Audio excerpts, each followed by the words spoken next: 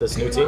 Yeah, I feel pretty good. I'm still getting used to playing with my new teammates, but for the most part, it's just basketball, universal sport, so pretty cool. Is it different though in that When Caitlin Everybody's Clark stepped onto the professional hardwood, she wasn't just walking into a new basketball league.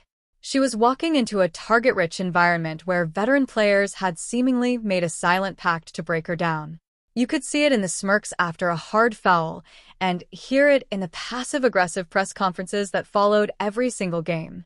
The media tried to spin it as standard rookie hazing, telling fans to calm down and claiming this was just how the professional game was played at the highest level. But anyone with eyes could see the reality was far more sinister. And it wasn't just basketball anymore. It had become deeply personal.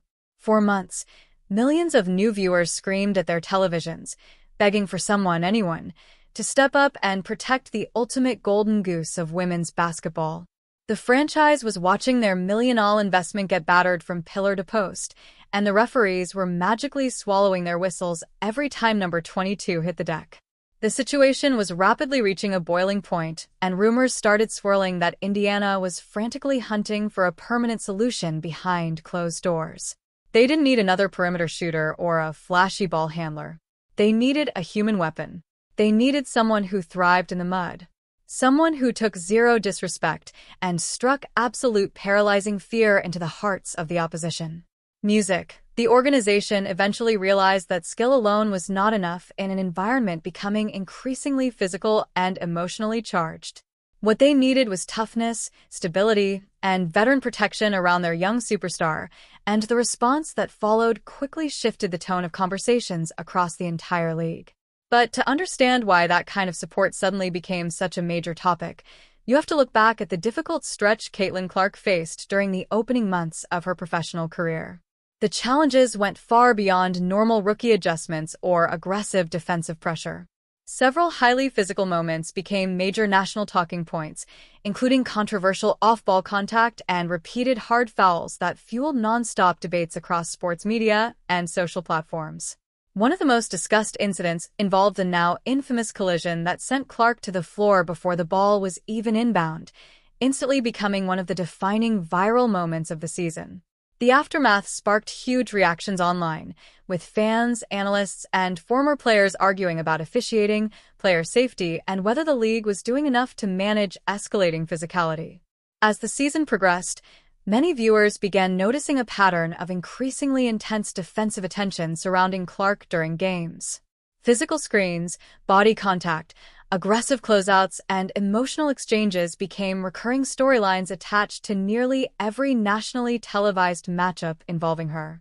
Whether intentional or simply a byproduct of heightened competition and media attention, the atmosphere around her games often felt unusually tense.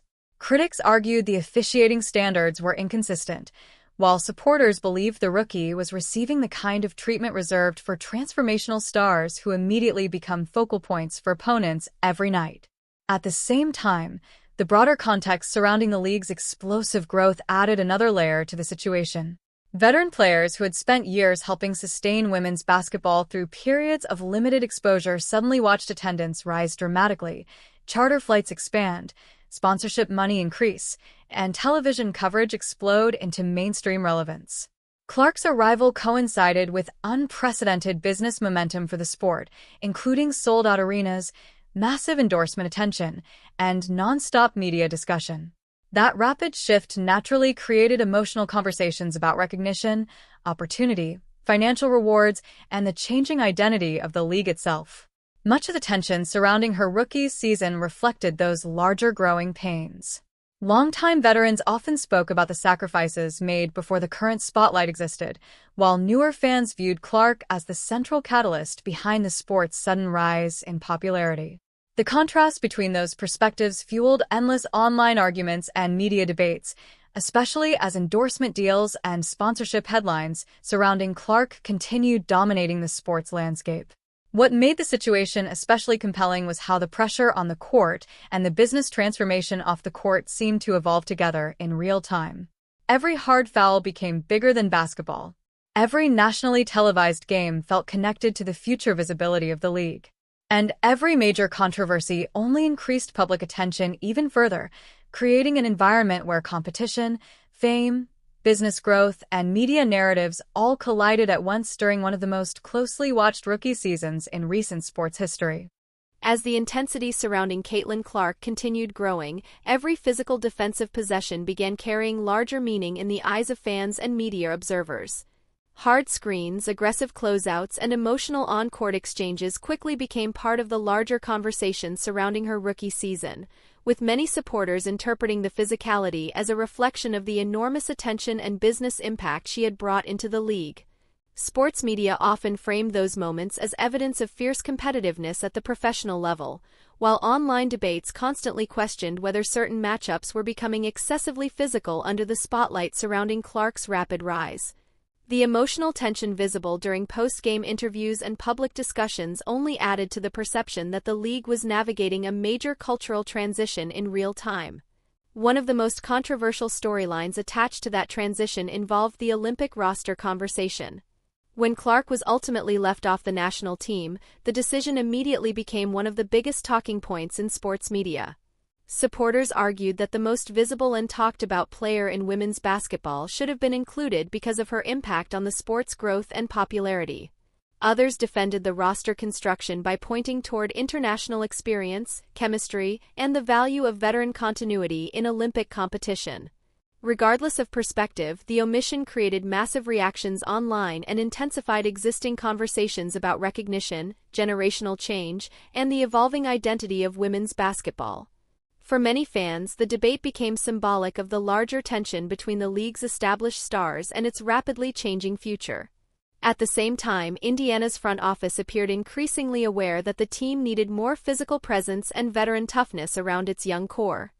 Throughout basketball history, highly skilled stars have often benefited from teammates capable of setting a physical tone, protecting space on the floor, and helping stabilize emotionally charged games. Analysts and fans frequently compared Indiana's situation to other eras in basketball where elite scorers and playmakers were surrounded by stronger defensive or enforcer-type personalities who helped control momentum during highly physical matchups. As speculation about roster adjustments intensified, conversations surrounding toughness, protection, and team identity became major themes around the Fever organization. Rumors circulated about potential acquisitions, strategic changes, and efforts to bring more size, experience, and defensive edge into the lineup. One name that generated growing attention during those discussions was Myisha Hines-Allen, whose physical style and veteran presence quickly became part of broader league conversations about how Indiana planned to evolve around Clark moving forward. What made the situation so fascinating was how every basketball decision suddenly carried larger symbolic meaning. A normal roster move became interpreted as a statement about protecting stars. A physical game became viewed as commentary on league culture. And every adjustment by Indiana felt tied not only to winning games, but also to managing the enormous spotlight surrounding one of the most closely watched rookie seasons in modern sports. The WNBA has always operated as a tightly connected basketball community where rumors spread quickly, and once conversations about Indiana searching for more toughness started circulating, the rest of the league immediately paid attention. The idea of adding a physically imposing veteran presence alongside Caitlin Clark was viewed by many fans and analysts as more than just a normal roster adjustment. It represented a larger shift in mentality for the Indiana Fever. Bringing in players known for rebounding, physicality, and defensive intensity signaled that Indiana wanted to establish a stronger identity capable of matching the increasingly aggressive tone surrounding many of its high-profile games. As those discussions intensified, one player frequently connected to the conversation was Myisha Hines-Allen, whose reputation for toughness and physical presence made her an obvious talking point in debates about how Indiana could better support its young star. The larger message fans interpreted from these roster conversations was clear. The Fever no longer wanted opponents feeling comfortable turning every matchup into a hyper-physical showcase centered around Clark. Whether fair or exaggerated, many supporters believed opposing teams had become increasingly aggressive because of the enormous spotlight attached to games involving the rookie sensation. Once the season progressed and Indiana began showing more confidence and physical resistance on the court, the overall atmosphere surrounding those matchups noticeably shifted. Players appeared more cautious in certain situations, coaches adjusted defensive strategies more carefully, and officials seemed quicker to intervene before games escalated emotionally. Some analysts argued that the heightened national attention around Clark had effectively forced the league to tighten officiating standards and place greater focus on player safety during emotionally charged contests. At the same time, the conversation evolved beyond just one player or one team. Discussions about hard fouls, landing space, off-ball contact, and physical escalation became league-wide topics. Fans, former athletes, and media personalities increasingly debated whether women's basketball needed stricter officiating consistency as the sport entered a new era of visibility and mainstream exposure. The league suddenly faced the challenge of balancing physical competitive basketball with the reality that every controversial moment involving Clark now generated national headlines within minutes. The presence of stronger veteran teammates and a more assertive team identity also seemed to give Indiana greater confidence overall. Rather than constantly reacting to physical play, the Fever gradually looked more prepared to dictate tempo and emotional control themselves. That change altered the psychological dynamics of games in subtle but noticeable ways. Opponents still competed aggressively, but the sense that Indiana would simply absorb contact without responding appeared to fade as the season moved forward. Meanwhile, league officials reportedly placed increasing emphasis on maintaining order during nationally televised games, fully aware that any major altercation could dominate sports coverage and damage the league's public image during one of its most commercially important periods ever. The rapid growth of attention around the WNBA meant every officiating decision, every hard foul, and every emotional confrontation now carried far larger consequences than before. In many ways, the entire situation reflected a league adjusting in real time to unprecedented popularity. Physical play, roster construction, officiating standards, media narratives, and team identity all became interconnected parts of a much larger transformation happening across professional women's basketball. Looking ahead to the upcoming season, the entire balance of power across women's basketball feels permanently transformed by Indiana's decision to embrace a far more physical and aggressive identity. The massive games waiting on the schedule are no longer viewed as ordinary regular season matchups built purely around offensive skill or coaching strategy. They now carry the atmosphere of emotional heavyweight battles where intensity, toughness, and mental pressure will constantly be pushed to the limit. The veteran groups that once relied on intimidation and relentless physical play are suddenly being forced to operate in a completely different environment where every action on the court now comes with consequences and far greater public attention. The financial explosion surrounding the league, driven heavily by the popularity of Caitlin Clark, has raised the stakes for every nationally televised game, transforming routine matchups into major cultural events followed by millions of viewers across the country. The arrival of stronger veteran protection and a tougher overall mentality has dramatically changed the confidence level inside the Indiana Fever locker room. The roster now carries a level of swagger and collective belief that was clearly missing during the chaotic opening stretch of the rookie season. Instead of constantly reacting to physical pressure, Indiana appears far more prepared to dictate the emotional tone of games themselves.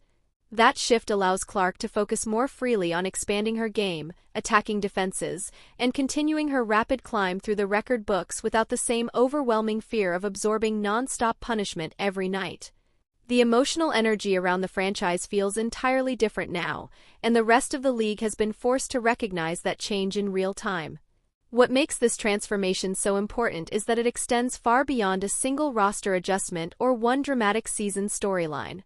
The entire situation reflects a much larger evolution happening throughout professional women's basketball as unprecedented popularity, financial growth, and intense media exposure collide with long-standing competitive culture.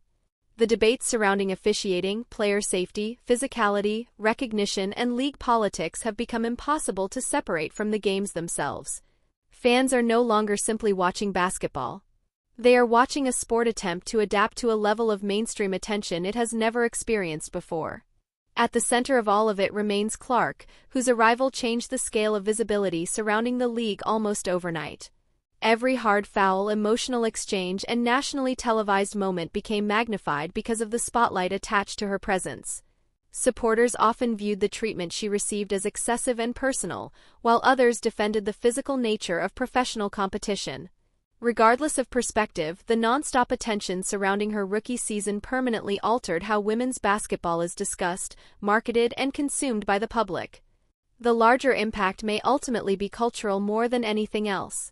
Indiana's response to the physical intensity surrounding Clark helped spark broader conversations about toughness, protection, officiating standards, and how teams build around transformational stars in the modern era. The league now faces a future where every major matchup involving Clark carries massive expectations, enormous media attention, and intense emotional investment from fans on all sides. What once looked like a difficult rookie adjustment period has evolved into one of the defining turning points in recent basketball history. The pressure, controversy, business growth, and rising competitiveness surrounding the league have all become interconnected pieces of a much larger story. And as the fever continue building around their young superstar, the message across the league feels increasingly clear. The environment surrounding women's basketball has changed permanently, and everyone involved is now being forced to adapt to a completely new era of attention, intensity, and expectation.